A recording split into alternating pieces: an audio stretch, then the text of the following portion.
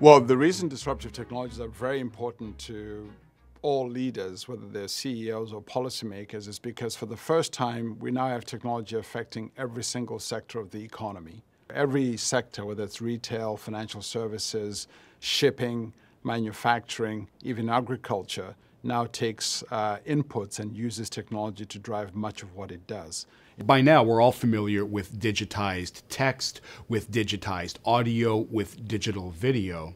One of the profoundly interesting and important things going on these days is that lots of other information is being digitized. Our social interactions are being digitized, largely thanks to all the different social networks and social media that we have.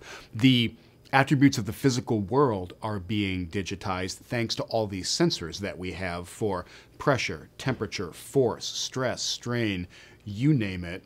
Our whereabouts are being digitized thanks to GPS systems and smartphones. We also have other forms of digitization where, think about this as physical products and goods continue to be quite physical, but coming wrapped in data. Think about your container on a ship that's tagged.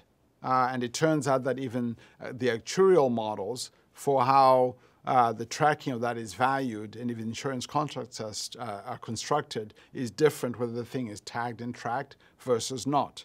If this encroachment really is taking place faster and more broadly than it ever has before, there are a couple implications. There's good news and challenging news here. The good news is that the variety and volume and quality of things that we'll be able to consume will go up and the prices will go down.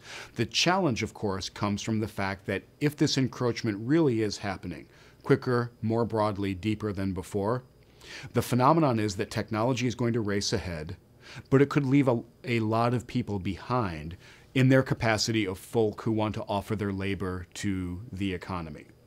And how we deal with that challenge and what we do about the fact that technology is racing ahead but leaving some people, potentially a lot of them, behind, is one of the great challenges for our generation.